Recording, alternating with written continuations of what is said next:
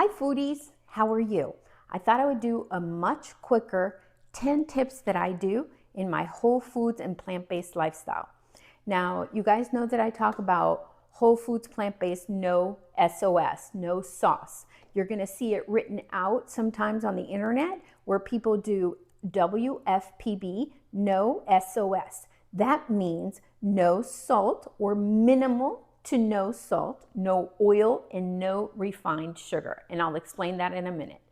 So we also do not do processed foods. That's the whole premise behind whole foods. In whole foods, we're using the whole food as nature intended us to eat it, not as the grocery store industry intended to addict us. So they addict us by adding sugars and oils and salts because our body starts craving those things. So our 10 tips, I'm gonna give you the 10 tips quickly because I do have this video and this post in a lengthier version and I wanna shorten it. So number one, you're going to read labels. No matter if you have a can, a bag, or a box, you're going to read the labels. You're going to ignore everything that's on the sides and in the front. Same thing with the box. You're going to ignore everything that's on this box, and the same thing with the bag.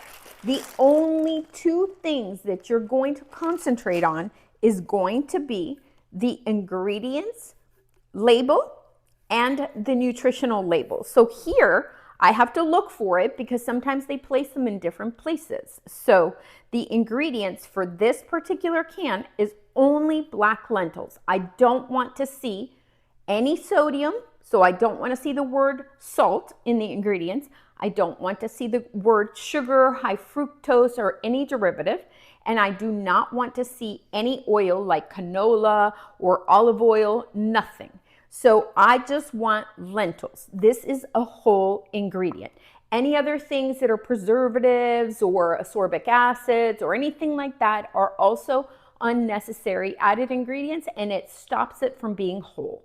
This is a whole ingredient because the only ingredient in this can on the label, and I will show you guys, this is the ingredients, and they are only organic black lentils and water. That is it. And when you go to sodium, you're going to see that it's 0 sodium, so that it confirms that they haven't added anything else to it. That is it. That is it when it comes to the labels. Same thing for this. This is going to say I don't concentrate on organic because they will also add things to organic food. So don't assume that the word organic is a good thing. You also have to verify that with the organic ingredient, they're using a whole food ingredient and not adding things to it. Same thing with vegan, vegetarian, or plant-based. If you see products that say organic, vegan, vegetarian, or plant-based, they will also add sugars and oils and sodium content to those products. So it stops it from being a whole ingredient. I only want you to concentrate on the ingredients list search. This one's in a different spot. It's on the side. So right here, it's going to be the ingredients. The ingredients for this one are brown rice and quinoa. That's it. I want to make sure it's not an enriched white rice. I want to use either a black rice or a red rice or any rice that does not say enriched. If it says enriched, it's usually a white rice, and it stops it from being whole. So same thing with the bags. Sometimes when you buy bags of beans, especially if they're soup mixes, they're going to have sodium, oil, and sugars. So be careful with that. Don't just grab a bag of beans thinking, oh, this is a pre-mixed bag that I can make a soup with, because it will have added ingredients. It's much better to buy different bags and mix your own for a soup. So the next item is going to be no salt in the ingredients. Sometimes the natural ingredient is going to have some sodium to it because it's a natural ingredient that contains natural sodium. So how can we verify that? When you're looking at the can, I have a can of Roma tomato sauce. I am not going to go off off of the no salt added. That is not what I'm going to go off of. I'm going to go off of the ingredients and the nutritional labels. So the ingredients is the first thing that I look at. It says tomatoes, and it says dehydrated onions, dehydrated garlic, and spices, and sweet bell pepper. It does not say salt. It does not say sugar or oils or any other ingredients.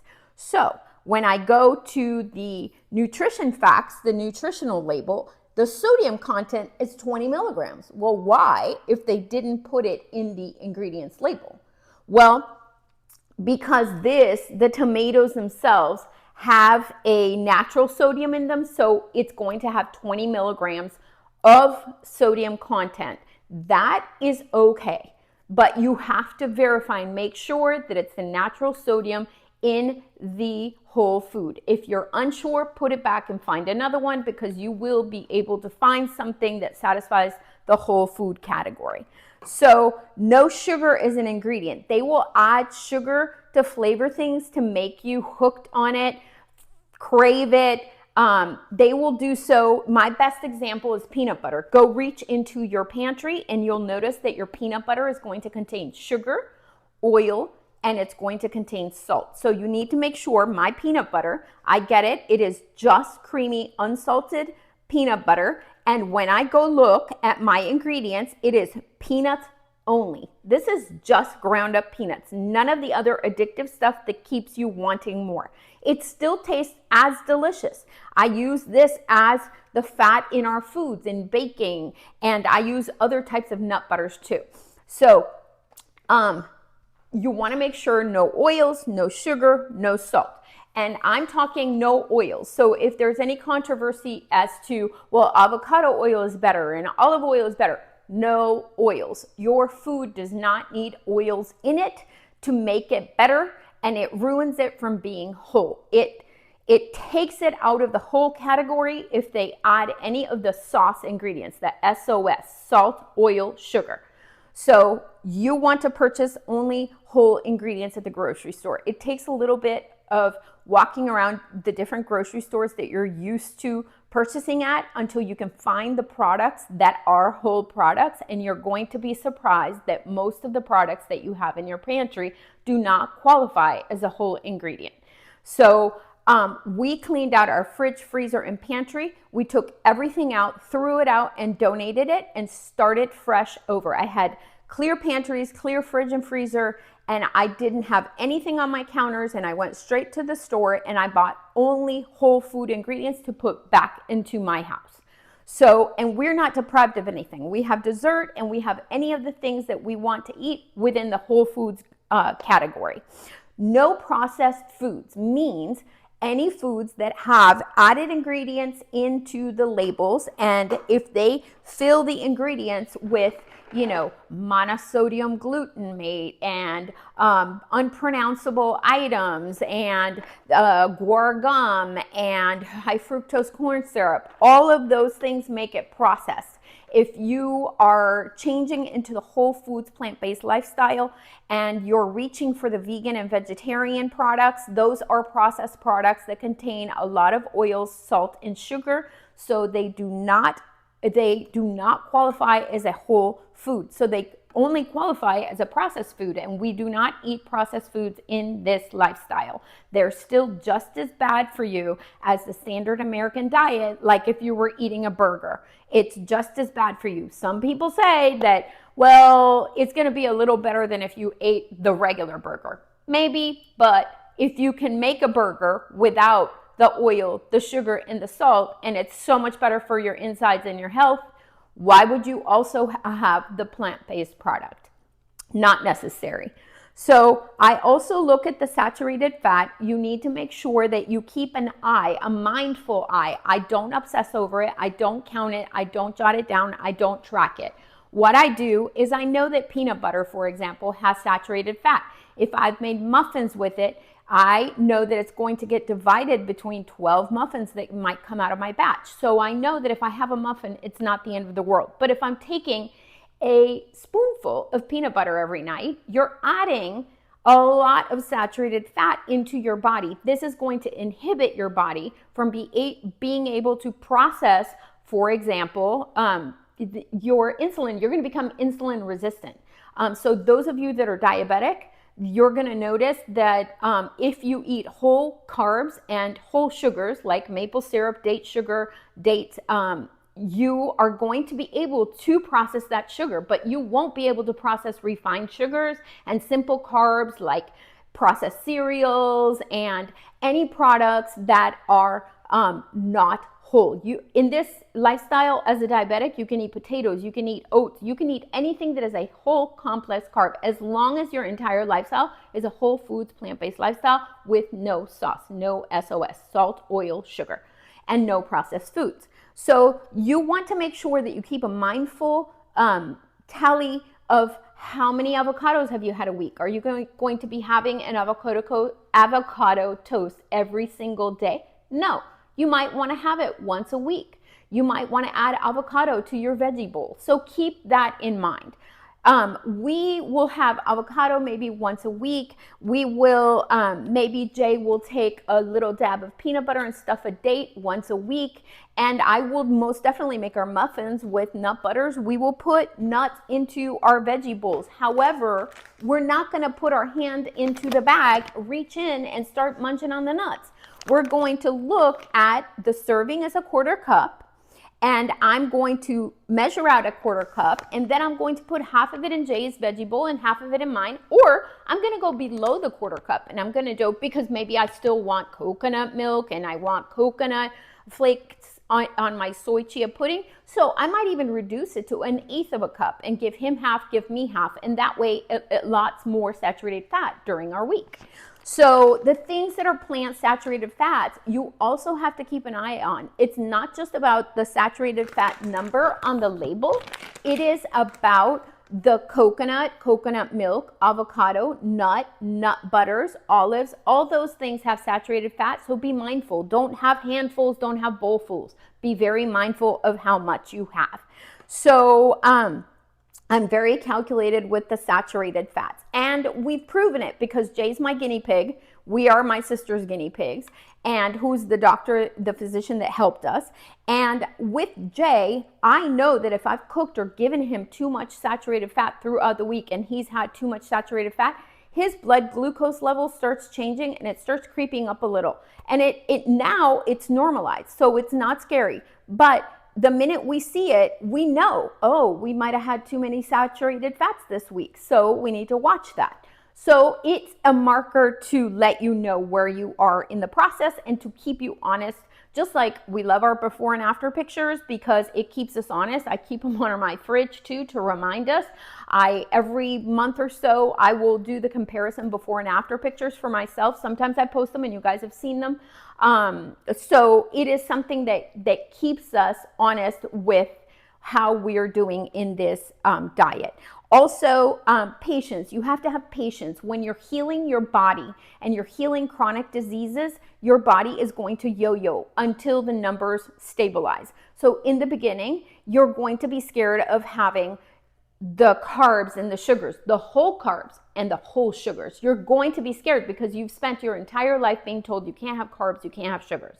So you need to make sure that patience is part of this process, because when you have patience and you don't panic when you see your numbers yo-yo, but you know you're doing the right thing, you are going to be able to finally get your body to a stabilized point to possibly not have medications or less medications. You're going to improve your numbers and work with your doctor in maybe reducing the medications or even removing the medications. So that is something that you should always keep an eye on, because it will tell you where you are in the process. When you see that yo-yo, pay attention. Did you have too many saturated fats? Did you, maybe not balance your plate that week well enough? So patience is key. Time. Sometimes bodies that have been in chronic disease for decades, you can't expect them, if they've been in chronic disease for decades on medication, to change even within 6 months or a year. Some people it takes 3 months, some people it takes 6 months, some people it takes a year and a half too. But you will see in the process, you get to a point, we're at a point where it's stabilized.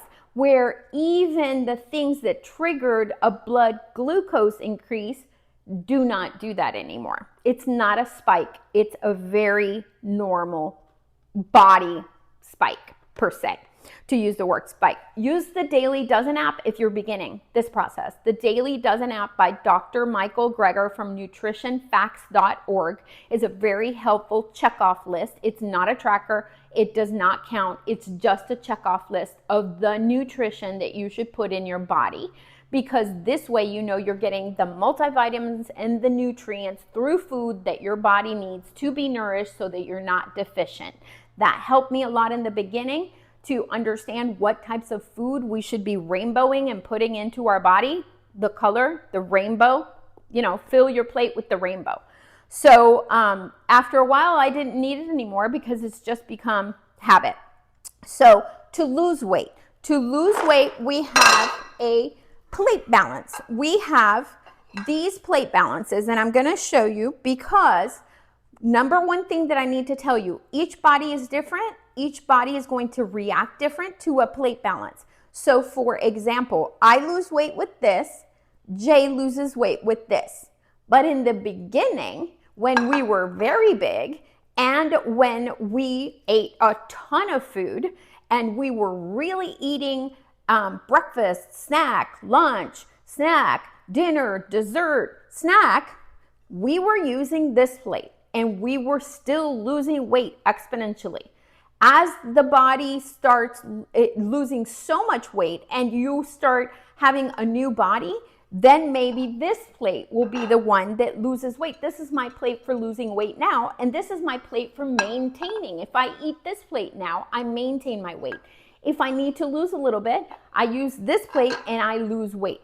Jay's is still different than mine. So you need to keep in mind your husband, your kids are going to be different. So if you have a teenager or something that needs to lose weight, theirs is going to be different. Their metabolism is different than yours. So find your plate balance.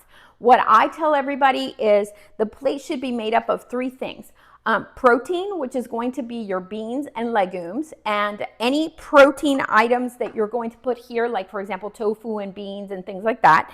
The other one is going to be starchy vegetables like sweet potato fries, or maybe some boiled potatoes, or anything that qualifies as a starchy vegetable. And this is going to be your non-starchy vegetables. Pack it in, overpack it.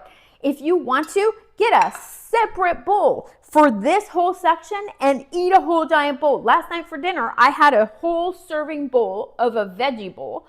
And then my small plate was actually a soup with a toasted bread that had a soy yogurt tzatziki. So my giant starchy vegetables or non-starchy vegetables, my giant portion to satisfy my satiation was a huge giant bowl. And then what I ate as my protein and the starchy vegetable was my green split pea soup, and then I had my toast with the soy yogurt and cucumber tzatziki. So do what is right for you. I don't need that quantity anymore as much. In the beginning, our head bowls were enormous and we were eating the other components because you want to feed yourself, not deprive yourself. You're actually going to lose weight, more weight, if you feed your body, but the right things and the right balance and combination. So don't track, don't obsess over it. Don't obsess over the things that are going into your body, because as long as you use whole foods, plant-based, no oil, no refined sugars, and minimal salt, and no processed foods, you've already got it. Balance your plate and your body is going to do the rest. So if you want to eat, eat. Just make sure that you eat it in balance. Even our snacks are in balance. So if we have a little bit of hummus, we're still going to have a couple pieces of pita and veggies. So even though it might be a small plate, it's still in balance. If I'm having a piece of toast, it's still imbalanced because I'm spreading a soy yogurt, which has protein, and it's going to have some vegetables in it like a cucumber spread on it, so it's in balance. So even those little snacks that you put in your mouth, try to keep them in balance, especially in the beginning when you're working on this whole foods lifestyle. The last thing that I'm going to leave you with, in this whole foods lifestyle, once you have gotten to remove medications, maybe reduce medications, and you're at a weight that you want to be at, it doesn't mean that we revert to our standard American diet and those foods,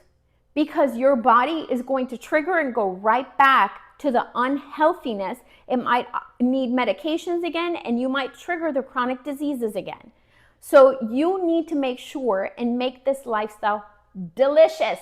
That's what we do. We eat. I have dessert. My fridge and freezer are packed with desserts.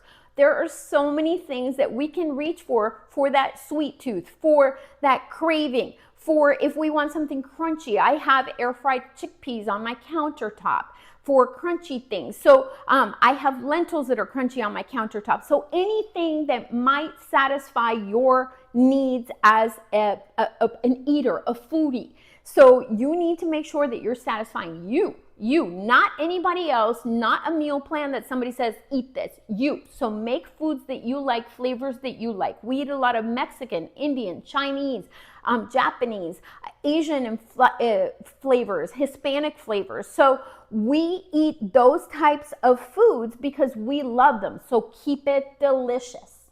All right, foodies. If you have any questions, drop them in the comments. And but I hope I've covered everything that gets you started on a whole foods plant-based lifestyle, and hope everybody's doing amazing. Shout out to those of you that have written me. It really touches my heart, and I tear up every time when I hear especially your chronic diseases and how you're improving them and how you are bettering your numbers. Have a happy day.